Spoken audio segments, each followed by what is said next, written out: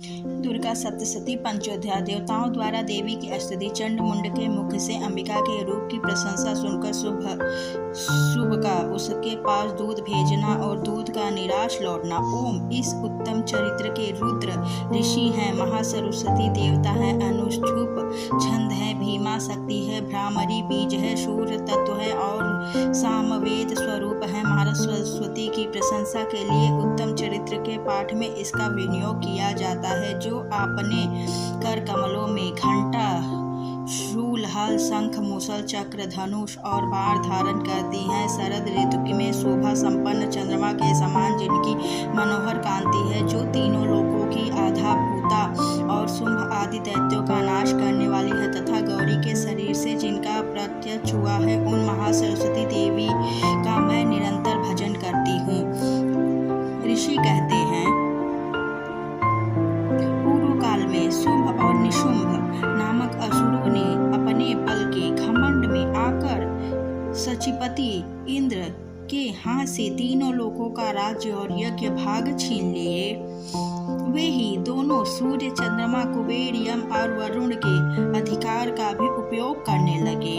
वायु और अग्नि का कार्य भी वे ही करने लगे। उन दोनों ने जब देवताओं को अपमानित, राज्य भ्रष्ट, पराजित तथा अधिकारहीन करके स्वर्ग से निकाल दिया, उन दोनों ने महान असुरों के तिरस्कृत देवताओं ने अपराजिता देवी का स्मरण किया और सोचा, जगदम्बा ने हम लोगों को वर दिया था कि आपत्ति काल में स्मरण करने पर मैं तुम्हारी सब आपत्तियों का तत्काल नाश कर दूंगी। यह विचार कर देवता गिरिराज हिमालय पर गए और वहां भगवान विष्णु माया की स्तुति करने लगे। देवता बोले, देवी को नमस्कार है, महादेवी शिवा को सर्वदा नमस्कार है, प्रकृति एवं भद्रा को प्रणाम है।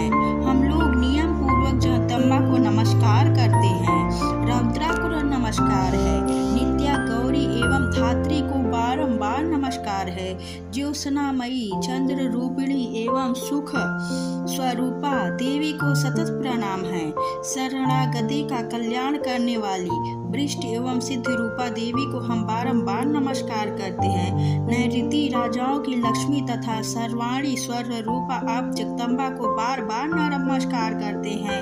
दुर्गा, दुर्गपारा, सारा, सर्वकारिणी, ख्याति, कृष्णा और घूम्र देवी को सर्वदा नमस्कार। अत्यंत सौम्य तथा अत्यंत रौद्र रूपा देवी को हम नमस्कार करते हैं, उन्हें हमारा बारंबार प्रणाम है।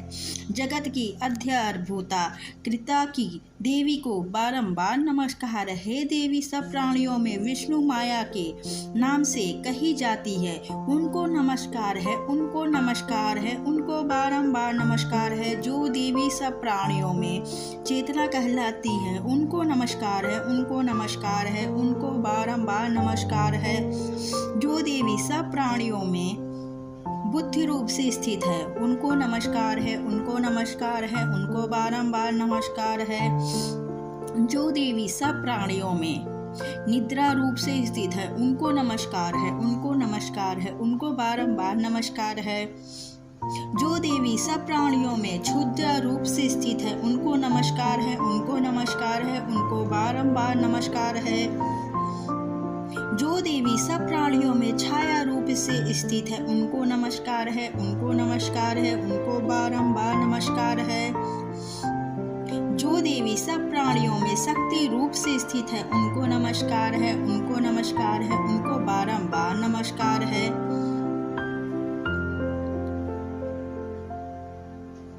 जो देवी सब प्राणियों में तृष्णा रूप से स्थित है, उनको नमस्कार है, उनको नमस्कार है, उनको बारंबार नमस्कार है। जो देवी सब प्राणियों में शांति रूप से स्थित है, उनको नमस्कार है, उनको नमस्कार है, उनको बारंबार नमस्कार है। जो देवी सब प्राणियों में जाति रूप से स्थित है, उनको नमस्कार है, उनको नमस्कार है, उनको बारंबार नमस्कार है। जो देवी सब प्राणियों में लज्जा रूप से स्थित है, उनको नमस्कार है, उनको उनको नमस्कार है, उनको बारंबार नमस्कार है। जो देवी सब प्राणियों में शांति रूप से स्थित है, उनको नमस्कार है, उनको नमस्कार है, उनको बारंबार नमस्कार है। जो देवी सब प्राणियों में श्रद्धा रूप से स्थित है, उनको नमस्कार है, उनको नमस्कार है, उनको बारंबार नमस्कार है। जो देवी सब प्राणियों में कांति रूप से स्थित है, उनको नमस्कार है, उनको नमस्कार है, उनको बारंबार नमस्कार है। जो देवी सब प्राणियों में लक्ष्मी रूप से स्थित है, उनको नमस्कार है, उनको नमस्कार है, उनको बारंबार नमस्कार है। जो देवी सब प्राणियों में भांति रूप से स्थित है, उनको नमस्कार है, उनको नमस्कार है, उनको नमस्कार है। जो जीवों में इंद्र वर्ग की अधिराष्ट्रीय देवी एवं सब प्राणियों में व्याप्त रहने वाली है, उन व्याप्ति देवी को बारंबार नमस्कार है। जो देवी चैतन्य से इस संपूर्ण जगत को व्याप्त करने में स्थित है, उनको नमस्कार है, उनको नमस्कार है, उनको बारंबार नमस्कार है।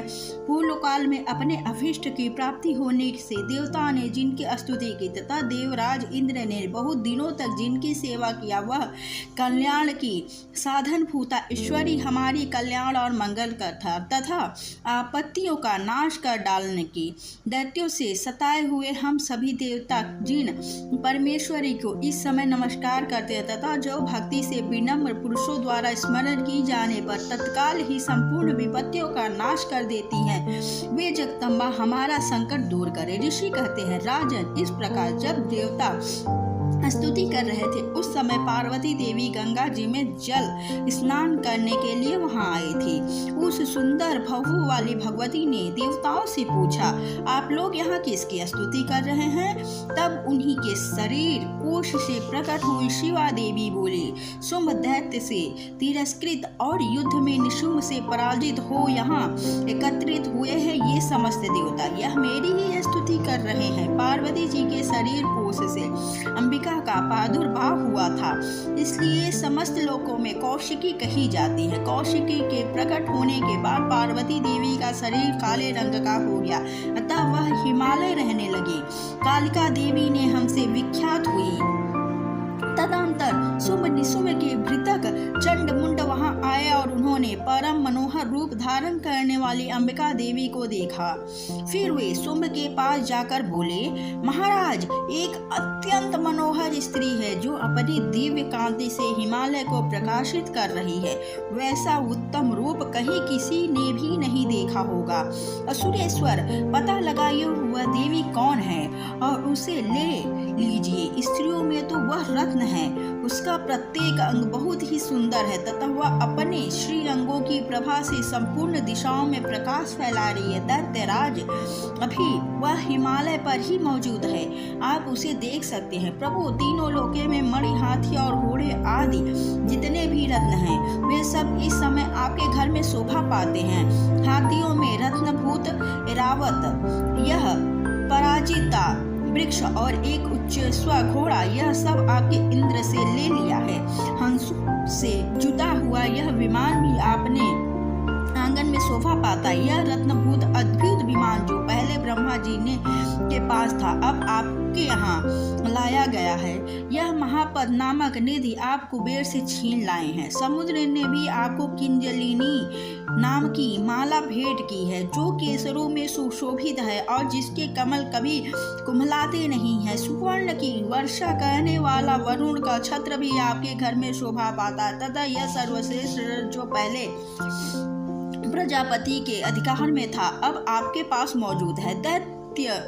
दैत्येश्वर मृत्यु की उत्तांति नाम वाली शक्ति भी आपने छीन ली है तथा वरुण का पास और समुद्र में होने वाले सब प्रकार के रत्न आपके भाई निशुंभ ने अधिकार में है। अग्नि ने स्वतः शुद्ध किए हुए 2 वस्त्र आपकी सेवा में अर्पित किए हैं। दैत्यराज, इस प्रकार सभी रत्न आपके एकत्र कर लिए हैं। फिर जो यह स्त्रियों में रत्न रूपा कल्याणमयी देवी है, इसे आप क्यों नहीं आपके अधिकार में कर लेते? ऋषि कहते हैं, चंड मुंड यह वचन सुनकर शुंभ ने महादैत्य सुग्रीव को दूत बनाकर देवी के पास भेजा और कहा, तुम मेरी आज्ञा से उनके सामने ये बातें कहना और ऐसा उपाय करना जिससे प्रसन्न होकर वह शीघ्र ही यहाँ आ जाए। वह दूत पर्वत के अत्यंत रमणीय प्रदेश में जहाँ देवी मौजूद थी गए और मधुर वाणी में कोमल वचन बोला।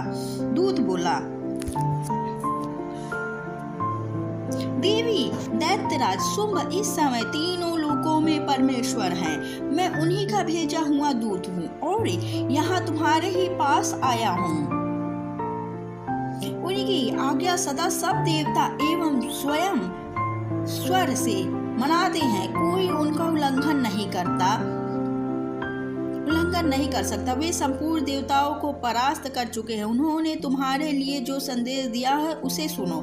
संपूर्ण त्रिलोकी मेरे अधिकार में है। देवता भी मेरी आज्ञा के अधीन चलते हैं। संपूर्ण यज्ञों के भागों को मैं ही पृथक पृथक भोगता हूँ। तीनों लोकों में जितने श्रेष्ठ रत्न है वे सब मेरे अधिकार में है। देवराज इंद्र का वाहन है रावत, जो हाथी में रत्न के समान है, मैंने छीन लिया है।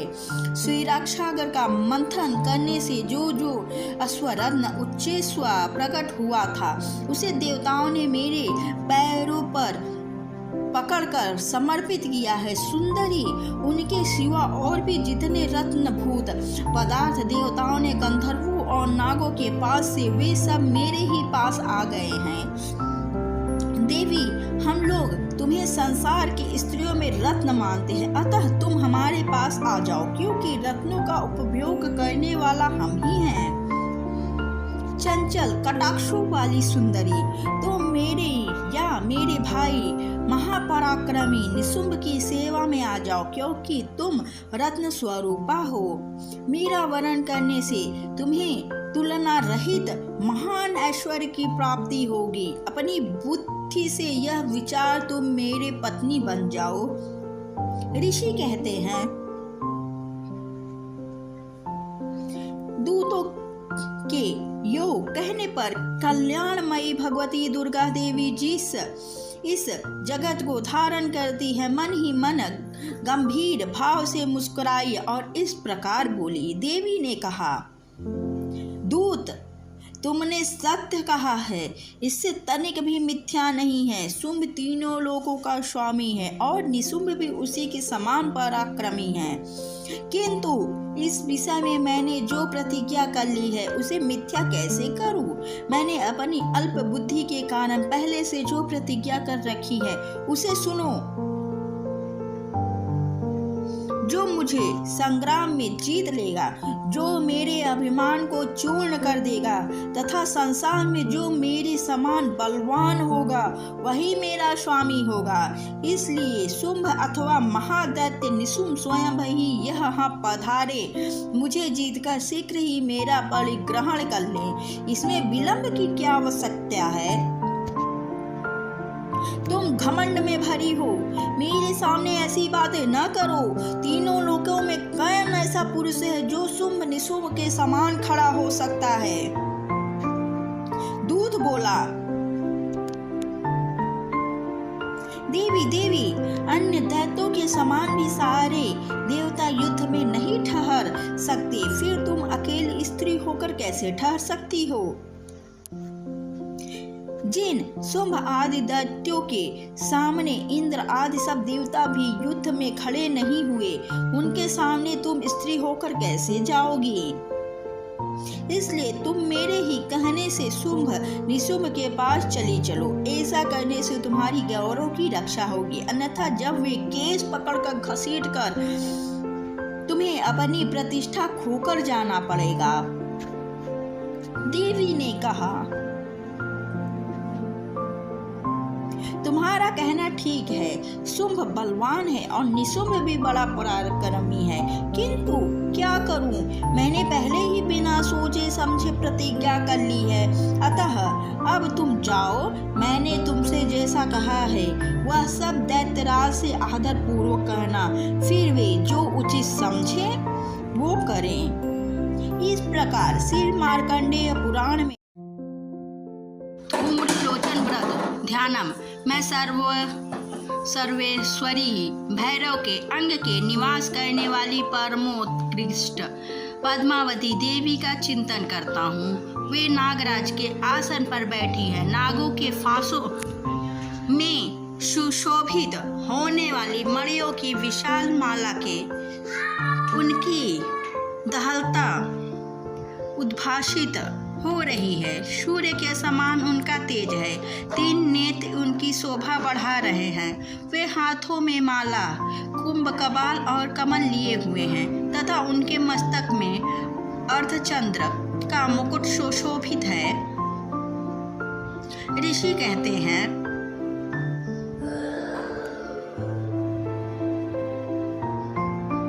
देवी का यह कथन सुनकर दूत को बड़ा अमर्ष हुआ और उसने दैत्यराज के पास जाकर सब समाचार विस्तार पूर्वक कह सुनाया। दूत के उस वचन को सुनकर दैत्यराज कुपित हो उठा और दैत्य सेनापति धूम्रलोचन से बोला, धूम्रलोचन, तुम शीघ्र अपनी सेना साथ लेकर जाओ और उस दुष्टा के केस पकड़कर घसीटते हुए उसे बलपूर्वक कहाँ ले आओ। उसकी रक्षा करने के लिए यदि कोई दूसरा खड़ा हो तो वह देवता,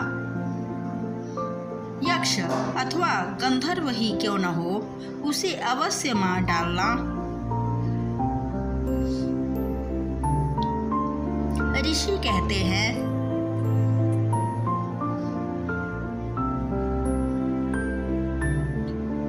शुंभ के इस प्रकार आज्ञा देने पर वह धूम्रलोचन दैत्य 60,000 असुरों की सेना को साथ लेकर वहां से तुरंत चल दिया।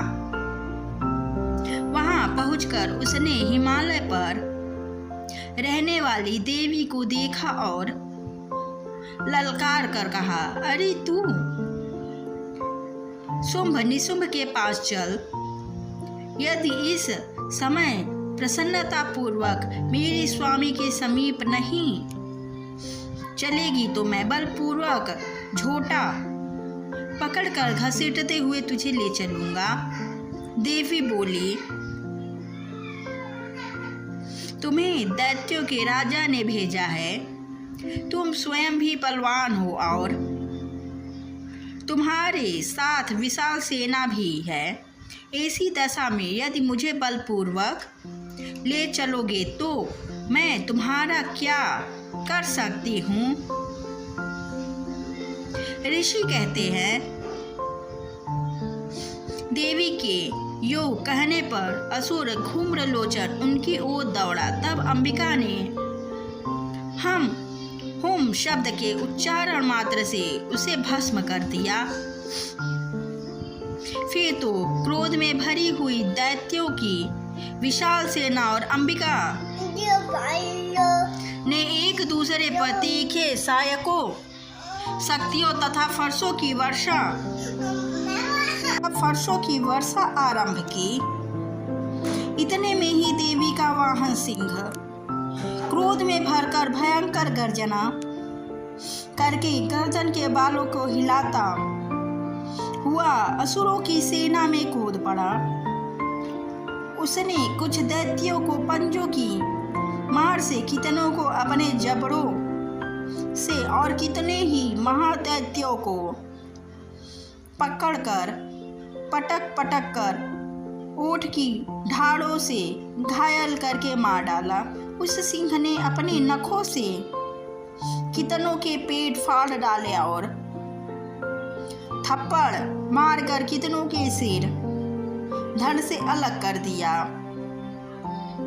कितनों की भुजाएं और मस्तक काट डाले तथा अपनी गर्दन के बाल हिलाते हुए उनसे दूसरे दैत्यों के पेट फाड़कर उनका रक्त चूस लिया। अत्यंत क्रोध में भरे हुए देवी के वाहन उस महाबली सिंह ने क्षण भर में ही असुरों की सारी सेना का संहार कर डाला। शुंभ ने जब सुना कि देवी ने धूम्रलोचन असुर को मार डाला तथा उसने सिंह के सारी सेना का सफाया कर डाला, तब उस दैत्यराज को बड़ा क्रोध हुआ। उसका ओठ कांपने लगा। उसने चंड और मुंड नामक 2 महादैत्यों को आज्ञा दी, हे चंड हे मुंड, तुम लोग बहुत बड़ी सेना लेकर वहां जाओ। उस देवी के झोटे पकड़कर अथवा उसे बांधकर शीघ्र यहाँ ले आओ। यदि इस प्रकार उसको लाने में संदेह हो तो युद्ध में सब प्रकार के अस्त्र शस्त्रों तथा समस्त असुरी सेना का यह प्रयोग करके उसकी हत्या कर डालना। उस दुष्टा की हत्या होने तथा सिंह के भी मारे जाने पर उस अंबिका को बांधकर साथ ले आना, साथ ले शीघ्र ही लौट आना।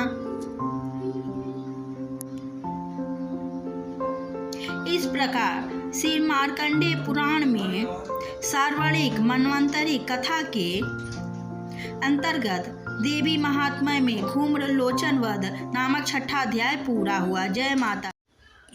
मैं मातंगी देवी का ध्यान करता हूँ।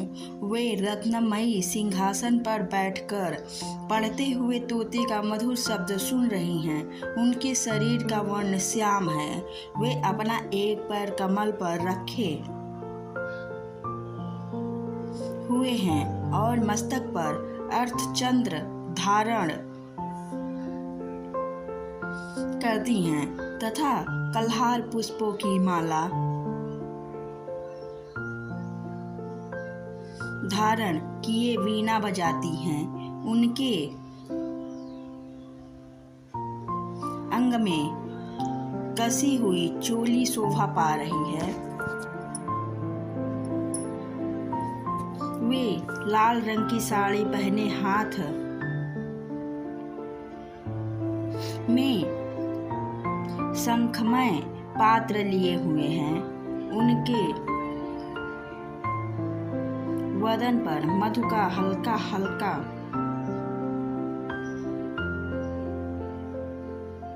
प्रभाव जान पड़ता है और ललाट में बेंदी शोभा दे रही है।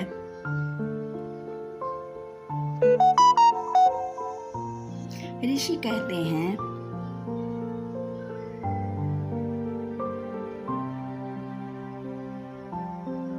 तदंतर शुंभ की आज्ञा पाकर वे चंड मुंड आदि दैत्य चतुरंगनी सेना के साथ अस्त्र शस्त्रों से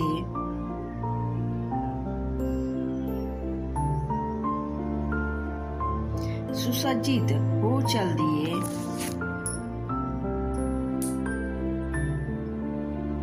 फिर गिरिराज हिमालय के सुवर्णमय ऊंचे शिखर तक पहुंचकर उन्होंने सिंह पर बैठी देवी को देखा। वे मंद मंद मुस्कुरा रही थी।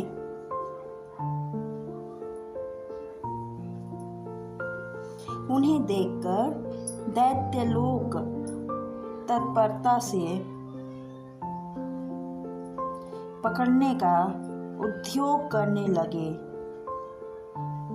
किसी ने धनुष तान लिया, किसी ने तलवार संभाली। कुछ लोग देवी के पास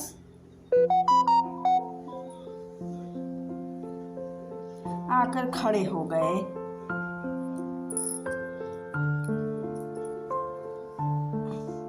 तब अंबिका ने शत्रुओं के प्रति बड़ा क्रोध किया। उस समय क्रोध के कारण उनका मुख काला पड़ गया, ललाट में भौवें टेढ़ी हो गई और वहां से तुरंत विकराल मुखी काली प्रकट हुई, जो तलवार और पास लिए हुए थी। विचित्र खड्गवांग धारण किए और चीते के चर्म की साड़ी पहनने नरमुंडों की माला से विभूषित थी। उनके शरीर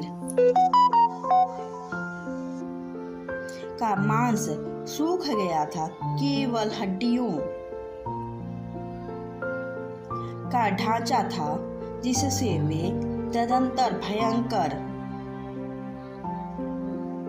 जान पड़ती थी।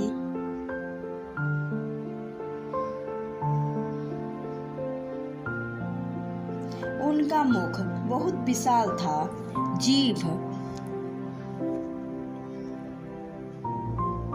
लपलपाने के कारण वे और भी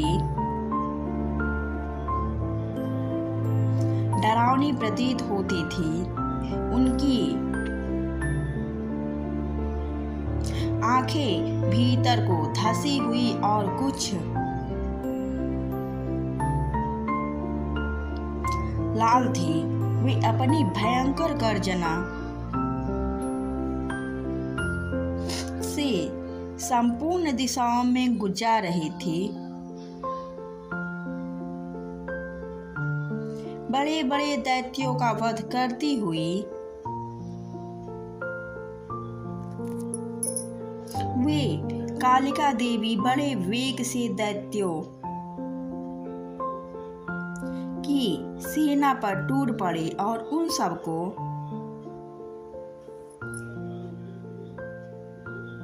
भक्षण करने लगी।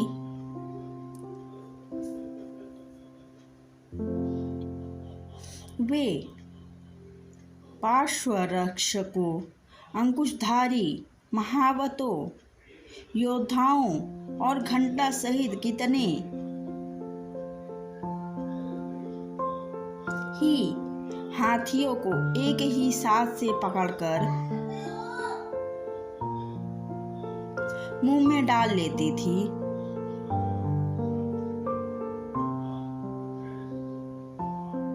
इसी प्रकार घोड़े, रथ और सारथी के साथ रथी सैनिकों को मुंह में डालकर वे उन्हें बड़े भयानक रूप से चबा डालती थी। किसी के बाल पकड़ लेती, किसी का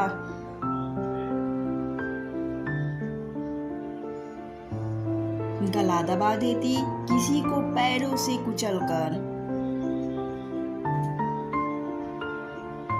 और किसी को छाती के धक्के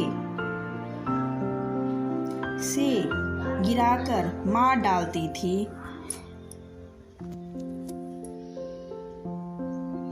वे असुरों के छोड़े हुए बड़े बड़े अस्त्र शस्त्र मुंह से पकड़े लेती थी और रोष में भयंकर दांतों से पीस डालती थी। कालिनी बलवान एवं दुरात्मा दैत्यों की वह सारी सेना रौंद डाली खा डाली और कितनों को मार भगाया।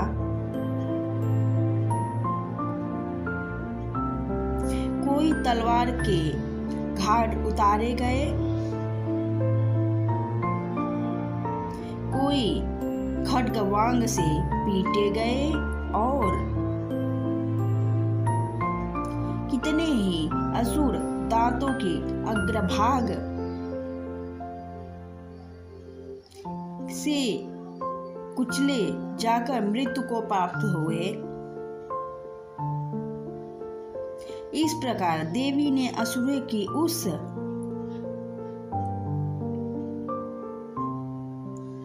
सारी सेना को क्षण भर में मार गिराया। यह देख चंड उन अत्यंत भयानक काली देवी की ओर दौड़ा।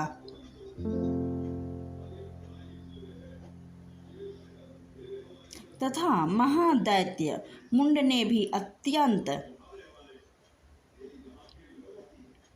भयंकर बाणों की वर्षा के साथ हजारों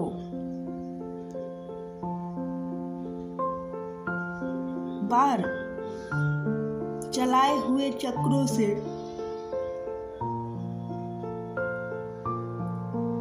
उन भयानक नेत्रों वाली देवी को आच्छादित कर दिया।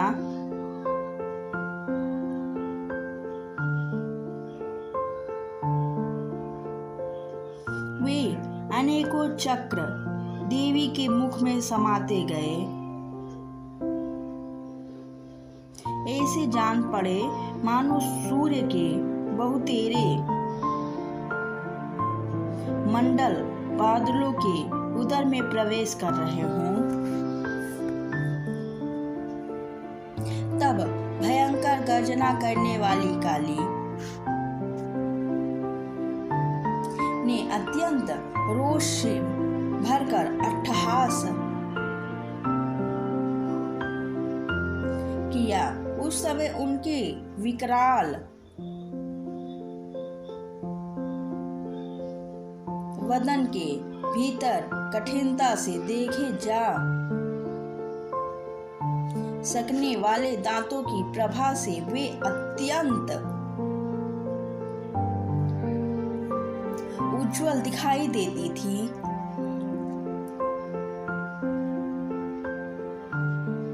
देवी बहुत बड़ी तलवार हाथ में लेकर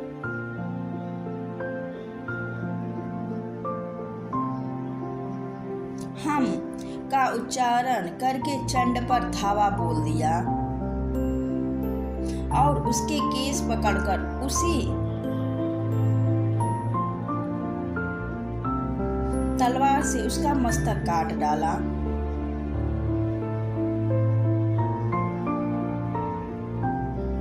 चंड को मरा गया देखकर मुंड भी देवी की ओर दौड़ा। तब देवी ने रोष में भरकर उसे भी तलवार से घायल करके धरती पर सुला दिया।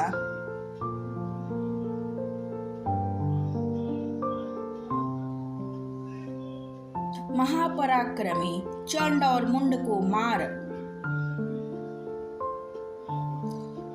मारा गया देख मरने से बची हुई बाकी सेना भय से व्याकुल हो चारों ओर भाग गई।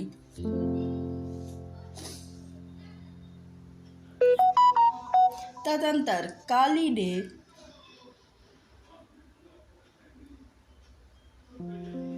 चंड और मुंड का मस्तक हाथ में लेके चंडिका के पास जाकर अट्टहास करते हुए कहा,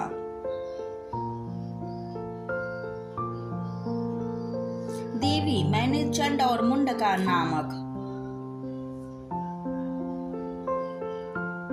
इस दो महाअसुरों को तुम्हें भेंट किया है। अब युद्ध यज्ञ में तुम शुंभ और निशुंभ का स्वयं ही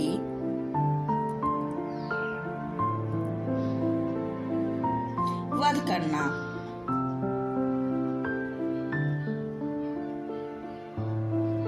ऋषि कहते हैं,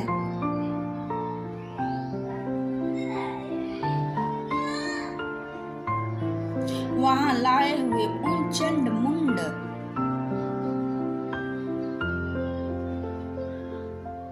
नामक महादैत्यों को देखकर कल्याणमयी चंडी ने काली से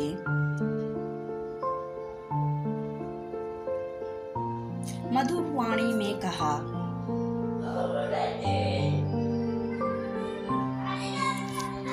देवी, तुम चंड और मुंड को लेकर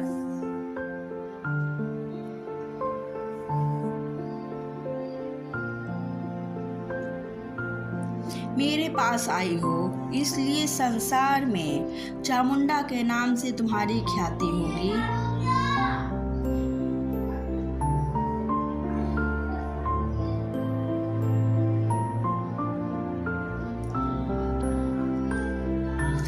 प्रकार श्री मार्कंडेय पुराण में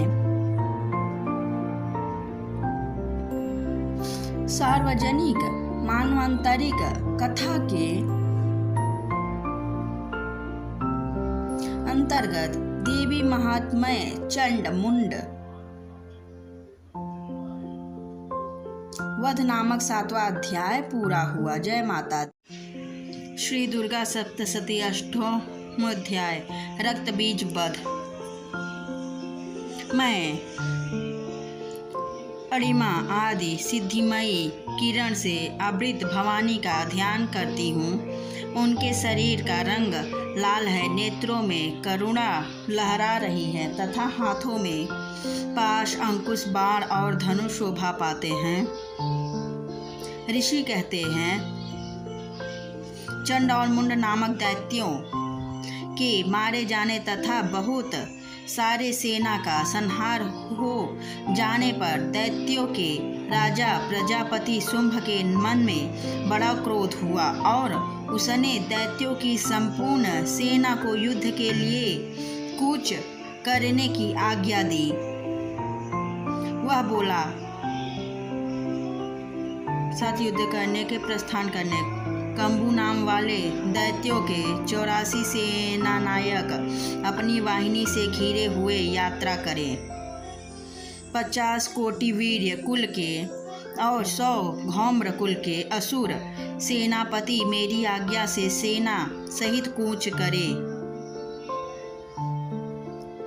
कालका मौर्य और कालकेय असुर भी युद्ध के लिए तैयार हो मेरी आज्ञा से तुरंत प्रस्थान करें। भयानक शासन करने वाला असुरराज शुंभ इस प्रकार आज्ञा से सहस्त्रों बड़ी बड़ी सेनाओं के साथ युद्ध के लिए प्रस्थान हुआ। उसकी अत्यंत भयंकर सेना आती देख चंडिका ने अपने धनुष की टंकार से पृथ्वी और आकाश के बीच का भाग गुंजा दिया। राजन, तदंतर देवी के सिंह ने भी बड़े जोर से दहाड़ आरंभ किया और फिर अंबिका ने घंटे के शब्द से उस ध्वनि को और भी बढ़ा दिया। धनुष की टंकार, सिंह की दहाड़ और घंटे की ध्वनि से संपूर्ण दिशाएं गूंज उठी। उस भयंकर शब्द से काली ने अपने विकराल मुख को और भी बढ़ा लिया तथा इस प्रकार वे विजयिनी हुई। उस तुमुल नाद को सुनकर दैत्य चंडिका देवी, सिंह तथा काली ने क्रोधपूर्वक घेर लिया। राजन, इसी बीच में असुरों के विनाश तथा देवताओं के अभ्युदय के लिए ब्रह्मा, शिव, कार्तिकेय, विष्णु तथा इंद्र आदि देवों की शक्तियों की अत्यंत पराक्रम और बल से संपन्न थी। उनके शरीरों से निकलकर उन्हीं के रूप में चंडिका देवी के पास गई। जिस देवता की जैसा रूप है वैसी वेशभूषा और वैसा वाहन है, ठीक वैसे ही साधनों से संपन्न होकर उनकी शक्ति असुरों से युद्ध करने के लिए आई। सबसे पहले हंसयुक्त विमान पर बैठे हुई अक्षसूत्र और कमंडलू से शोभित ब्रह्मा जी की शक्ति उपस्थित हुई, जिसे ब्रह्माणी कहते हैं। महादेव जी की शक्ति वृष पर आरूढ़ हो हाथों में श्रेष्ठ त्रिशूल धारण किए, महानाग का कंकड़ पहने, मस्तक में चंद्र रेखा से शोभित है, वहां आ पहुंची। कार्तिकेय जी की शक्ति रूपा जगदम्बिका उन्हीं का रूप धारण किए श्रेष्ठ मयूर पर आरूढ़ हो के शक्ति लिए दैत्यों से युद्ध करने के लिए आई। इसी प्रकार भगवान विष्णु के शक्ति गरुड़ पर विराजमान हो शंख, चक्र, गदा, सारतंद, धनुष तथा खड्ग हाथ में लिए वहां आई। अनुपम ज्ञावाराह का रूप धारण करने वाली श्री हरि की जो शक्ति है वह भी वाराह शक्ति धारण करके वहां उपस्थित हुई। नरसिंही शक्ति भी नरसिंह के समान शरीर धारण करके वहां आए। उसकी गर्दन के बालों से झटके से आकाश के तारे बिखरे पड़ते थे। इसी प्रकार इंद्र की शक्ति वज्र हाथ में लिए गजराज ऐरावत पर बैठकर आई। उसके भी सहस्त्र नेत्र थे। इंद्र का जैसा रूप है वैसा ही उसका भी थी।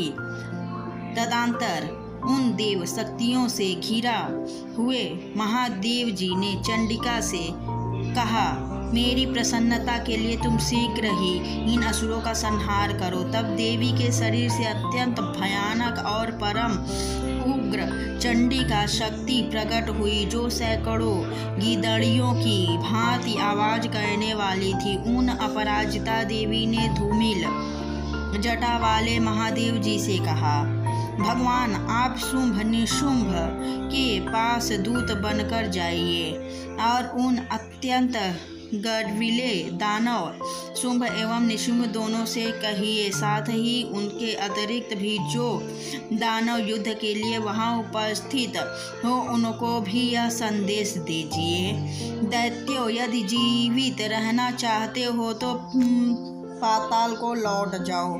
इंद्र की त्रिलोकी का राज्य मिल जाए और देवता अज्ञभाग का उपभाग करें। यदि बल के घमंड में आकर तुम युद्ध की अभिलाषा रखते हो तो आओ, मेरी शिवाएं योगिनियां तुम्हारे कच्चे मांस से तृप्त हो। चूंकि उस देवी ने भगवान शिव को दूत के कार्य में नियुक्त किया था, इसलिए वह शिवदूती के नाम से संसार में विख्यात हुए।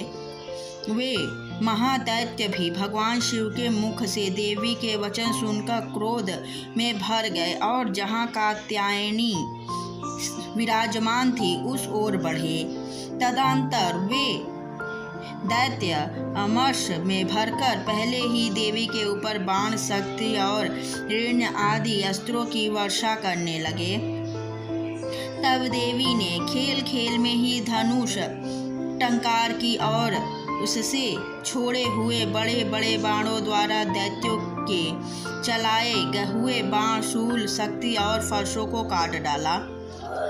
फिर काली उनके आगे होकर शत्रुओं को शूल के प्रहार से विदीर्ण करने लगी और खड्गवान से उनका कचुम्बर निकालती हुई रणभूमि में विचरने लगी। ब्रह्माणी भी जिस जिस ओर दौड़ती उसी ओर अपने कमंडल का जल छिड़क कर शत्रुओं को ओज और पराक्रम को नष्ट कर देती थी। महेश्वरी ने त्रिशूल से तथा वैष्णवी ने चक्र से और अत्यंत क्रोध से भरी हुई कुमार कार्तिकेय की शक्ति ने भी शक्ति से दैत्यों का संहार आरंभ किया। इंद्र शक्ति के वज्र प्रहार से विदीर्ण होकर सैकड़ों दैत्य दानव रक्त की धार बहाते हुए पृथ्वी पर सो गए। वाराही शक्ति ने कितनों को अपनी थूथून की मार से नष्ट किया। दाढ़ों से अग्रभाग से कितनों को छाती छेद कर डाली तथा कितने ही दैत्य उनके चक्र की चोट से विदीर्ण हो गिर पड़े। नरसिंही भी दूसरे महादैत्यों को अपने नखों से विदीर्ण करने खाती और सिंहनाद से दिशाओं एवं आकाश को गुंजाती हुई युद्ध क्षेत्र में विचरने लगे। कितने ही असुर शिवदूती के प्रचंड अट्टहास से अत्यंत भयभीत हो पृथ्वी पर गिर पड़े और गिरने पर उन्हें शिवदूती ने उस समय अपना ग्रास बना लिया। इस प्रकार क्रोध में भरे हुए मातृगणों को नाना प्रकार के उपायों से बड़े बड़े असुरों का मर्दन करते देख दैत्य सैनिक भाग खड़े हुए। मातृगणों से पीड़ित दैत्यों को युद्ध से भागते देख रक्तबीज नामक दैत्य को युद्ध के लिए क्रोध से भरकर युद्ध करने के लिए आया।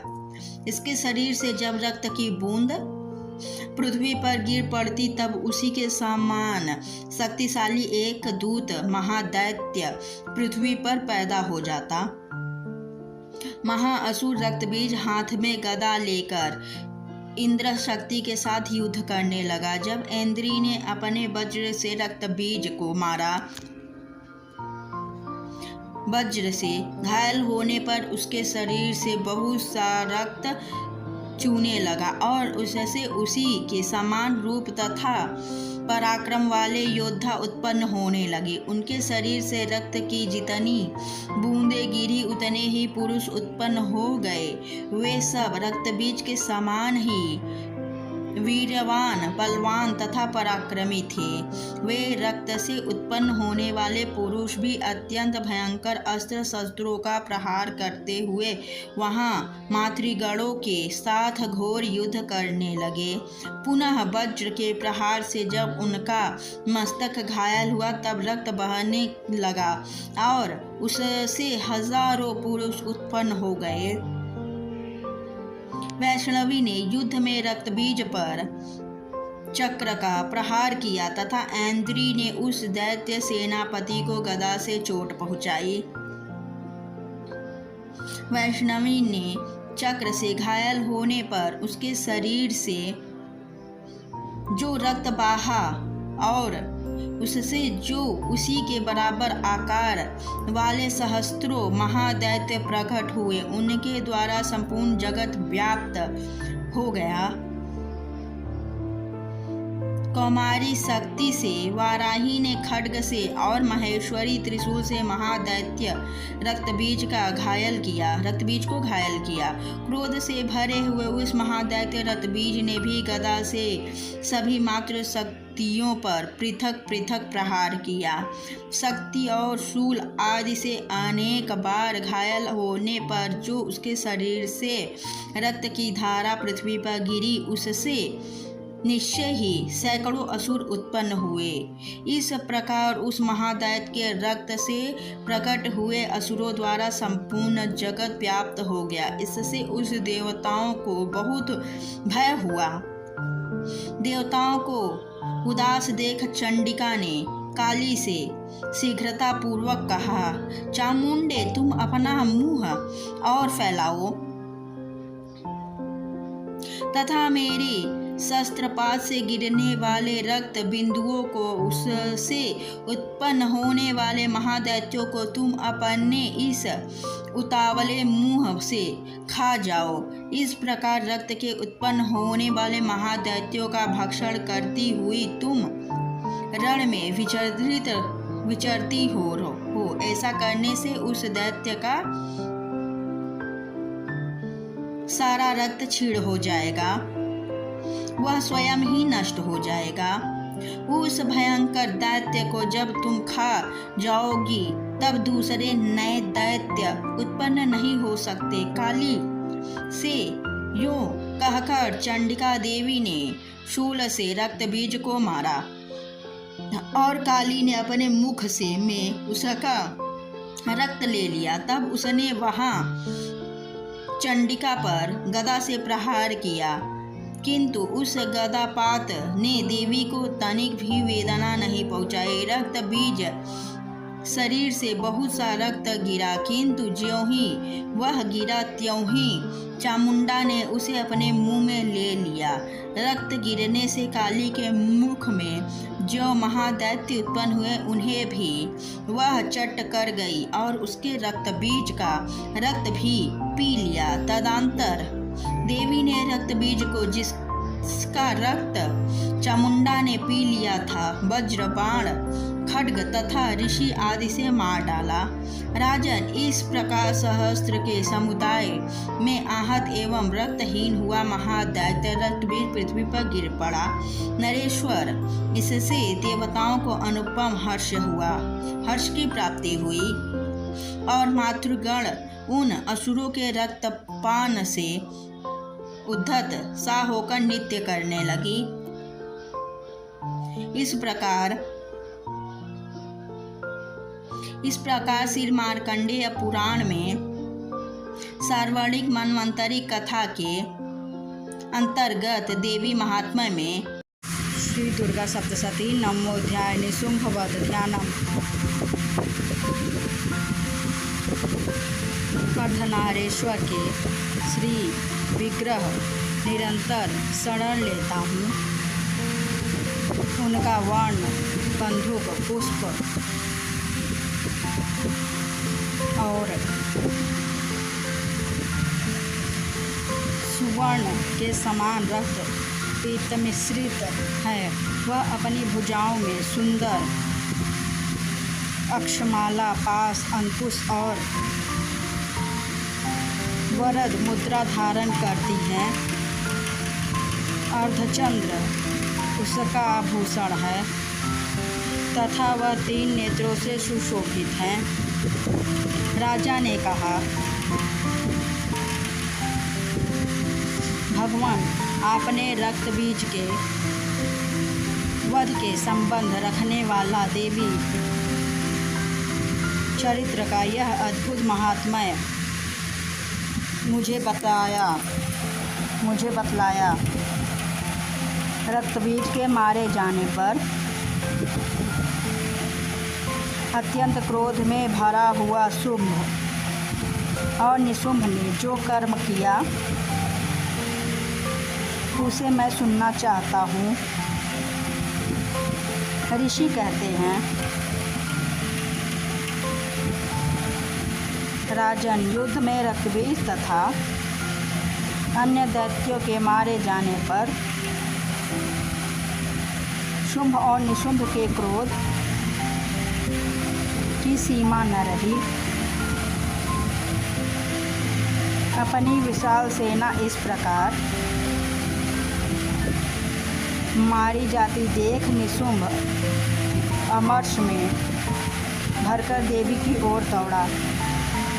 उसके साथ असुरों की प्रधान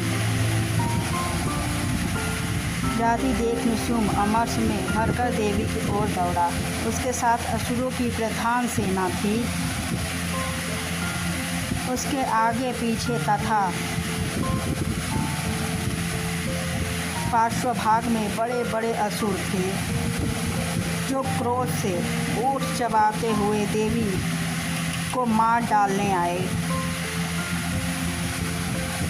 महापराक्रमी शुंभ की अपनी सेना के साथ मातृगणों से युद्ध करते क्रोधवश चंडिका को मारने के लिए आ पहुंचा। तब देवी के साथ शुंभ और निशुंभ का घोर संग्राम छिड़ गया। वे दोनों दैत्य मेघों की भांति बाणों की भयंकर वर्षा कर रहे थे। उन दोनों के चलाए हुए बाणों को चंडिका ने अपने बाणों के समूह से तुरंत काट डाला और शस्त्र समूहों की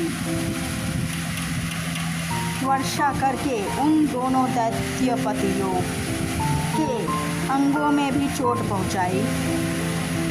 निशुंभ ने तीखी तलवार और चमकती हुई ढाल लेकर देवी के श्रेष्ठ वाहन सिंह के मस्तक पर प्रहार किया।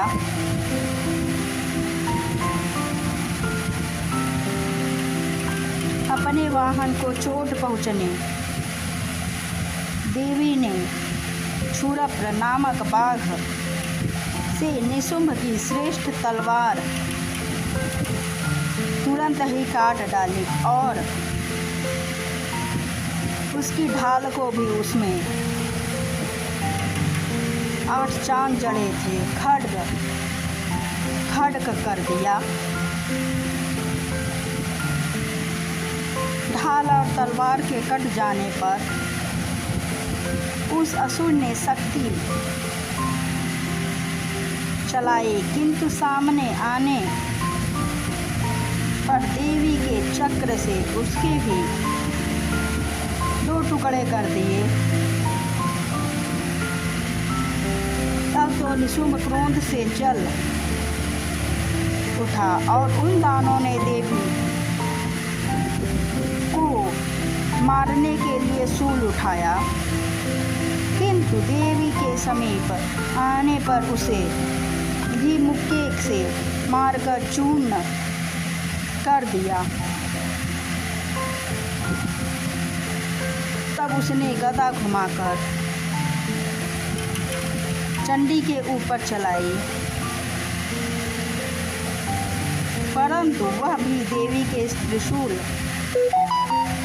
से कटकर भस्म हो गई। तदंतर दैत्यराज निशुम्भ को फरसा हाथ में लेकर आते देख देवी ने बाण समूहों से घायल कर सुला दिया। उस भयंकर पराक्रमी भाई निशुम्भ के धराशायी हो जाने पर शुंभ को बड़ा क्रोध हुआ और अंबिका का वध करके के लिए वो आगे बढ़ा।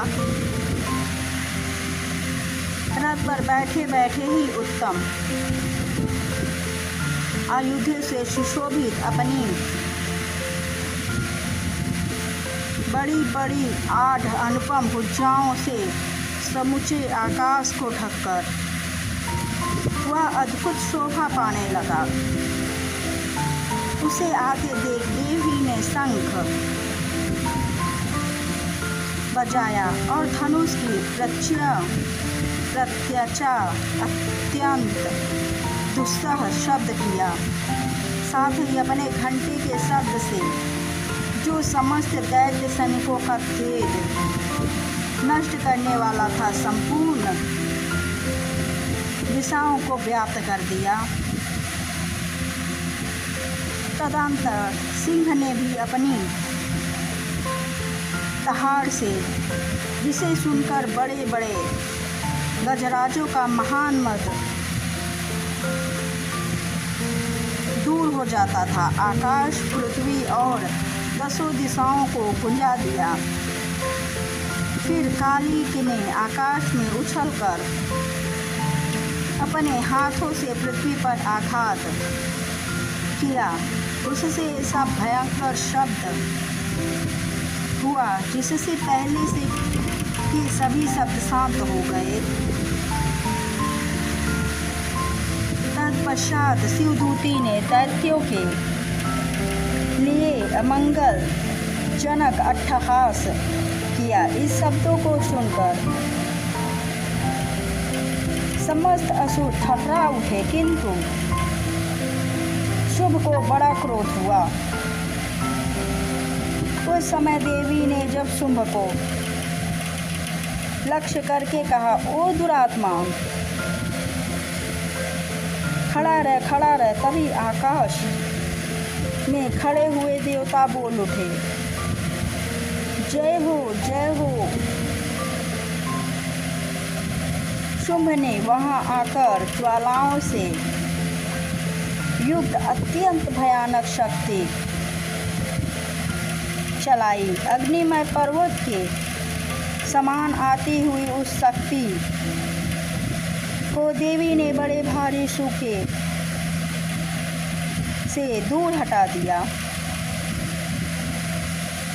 उस समय शुंभ के सिंहनाद से तीनों लोग गूंज उठे। राजन, उसकी प्रतिध्वनि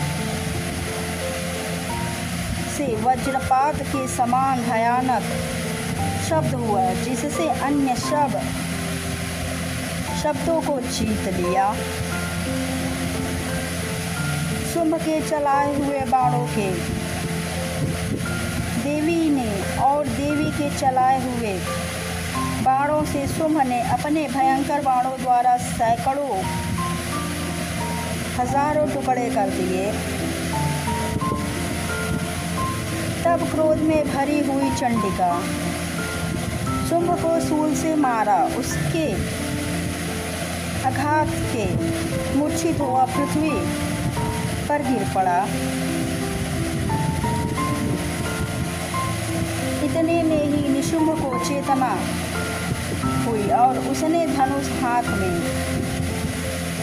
लेकर बाणों द्वारा देवी काली तथा सिंह को घायल कर डाला। फिर उस दैत्यराज ने 10,000 बाहें बनाकर चक्रों के पहाड़ से चंडिका को आच्छादित कर दिया। तब दुर्गम पीड़ा का नाश करके वाली भगवती दुर्गा ने कुपित होकर अपने बाणों से उन चक्रों तथा बाणों को काट गिराया। यह देख निशुंभ दैत्य सेना के साथ चंडिका का वध करने के लिए हाथ में गदा ले बड़े वेग से दौड़ा। उसके आते ही चंडी ने तीखी धार वाली तलवार से उसकी गदा को शीघ्र ही काट डाला। उसने शूल हाथ में ले लिया। देवताओं को पीड़ा देने वाले निशुंभ को शूल हाथ में ले लिया। आता देख चंडिका ने वेग से चलाए हुए अपने शूल से उसकी छाती छेद डाली। शूल के से विदीर्ण हो जाने पर उसकी छाती से एक दूसरा महाबली एवं पराक्रमी पुरुष खड़ी रह कहता हुआ निकला।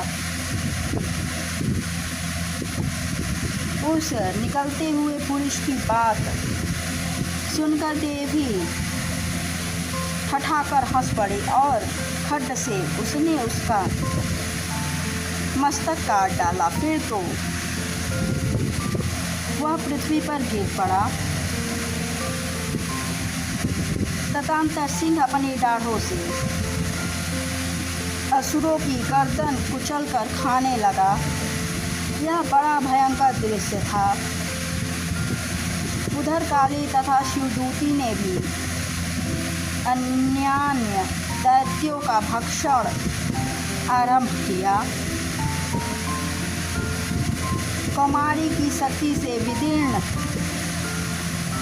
होकर कितने ही महादैत्य नष्ट हो गए। ब्राह्मणी के मंत्र मुकुट जल से निस्तेज होकर कितने ही भाग खड़े हुए। कितने ही दैत्य महेश्वरी के त्रिशूल से छिन्न भिन्न हो धाराशाही हो गए। वराही के पुतुन से आघात से कितने का पृथ्वी पर कचुम्बन निकल गया।